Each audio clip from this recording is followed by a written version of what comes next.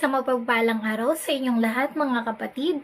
Narito po tayo muli sa ating morning devotion na Grab Food for the Soul, our daily dose for the nourishment of our soul. Simulan po natin ang araw sa pagbubulay-bulay nang makalakad tayo sa mapayapang pamumuhay.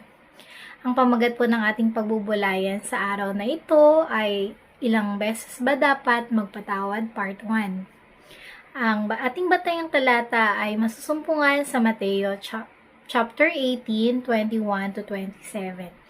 Lumapit si Pedro at nagtanong kay Jesus, Panginoon, ilang beses po ba dapat magpatawad or patawarin ng aking kapatid na nagkasala sa akin? 7 beses po ba?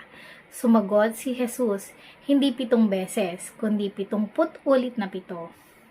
Sapagkat ang kaharian ng langit ay katulad nito. Ipinasya ng isang hari na hinga ng ulat ang kanyang mga alipin tungkol sa kanilang mga utang.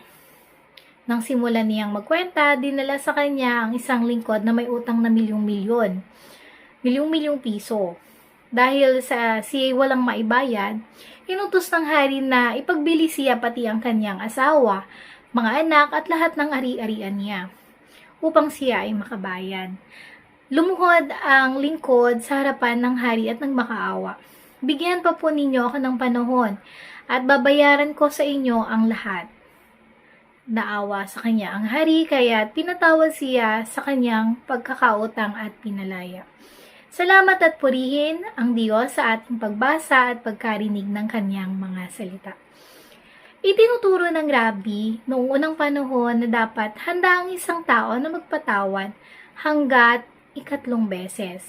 Take note, 3 beses lamang daw, kaya't inisip ni Pedro na ang pagpapatawad ng hanggang 7 beses ay labis na, base sa pamantayan ng kanyang panahon.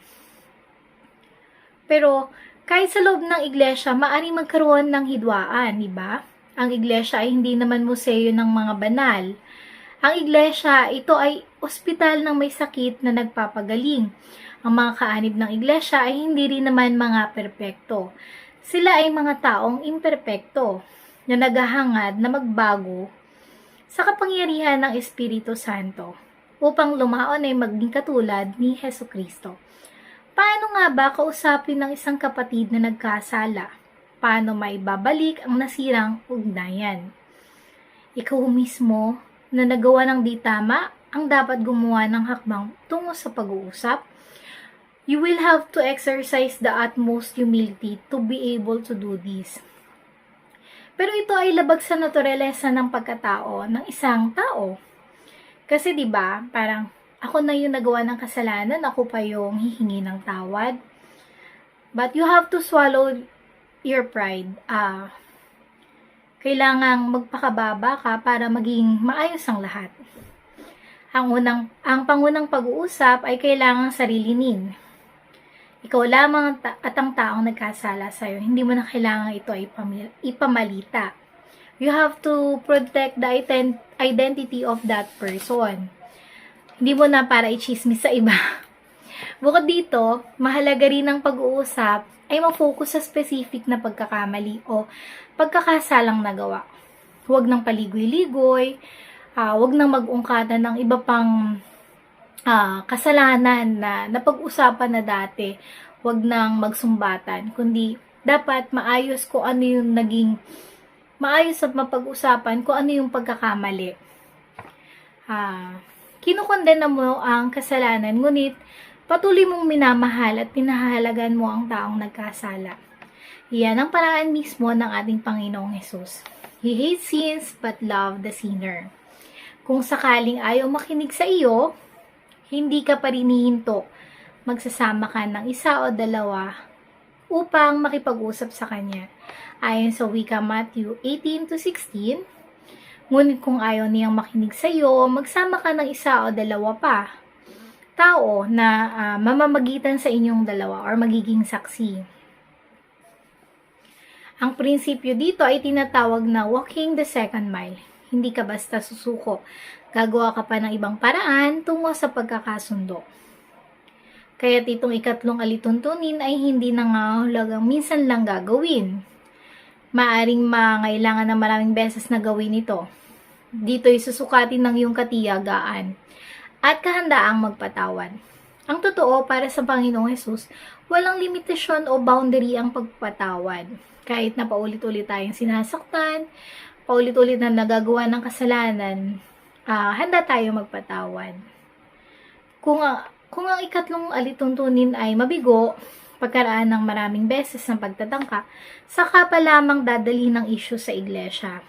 Sa puntong ito, hindi na lamang ikaw o 1 o 2 pang may involve sa pag-uusapan, kundi ang iba pang mga leader at mga diakonesa. Siguro mabigat yung pinagdadaanan kaya hindi kayang resolbahin ng 1, 2, 3 taong mamamagitan. Kailangan pang umabot sa iglesia, no? Pero sabi nga dito, hindi ka nagsusumbong kundi nagsisikap ka para maganap ang pagkakasundo or magkasundo kayo. Dito kailangan maingat na pag-uusap sapagkat ang iglesia magpapasya ayon sa katuruan at halimbawa ng Panginoong Hesus ayon sa dikta ng pag-ibig at katarungan. Ang pagpapasya nito ay tiyak na magiging katanggap-tanggap sa Diyos.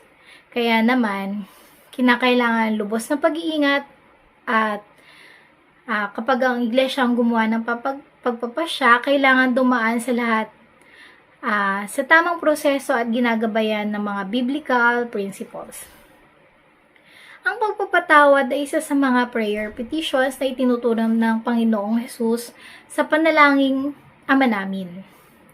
Ayon sa wika 6-12, at patawarin mo kami sa aming mga kasalanan tulad ng pagpapatawad namin sa mga nagkakasala sa amin. Ito ay ayon sa Mateo 6-12. Ano mang kasalanan gawin natin sa ating mga kapwa, ito ay utang natin sa ating Diyos. Kaya't patuloy nating idalangin sa Panginoon na pagkalooban tayo ng kababaang loob at maunang gumawa ng hakbang sa pakikipagkasundo kahit na tayo ang nagawa ng kasalanan. Pagkalooban nawa tayo ng pusong hindi sumusuko upang makamit ang pagtatagumpay sa pakikipagkasundo sa ating kapatid. Kailangan natin ng utmost humility, mababang loob para makapagpatawad, matiyagang pag-iintindi, para magkasundo.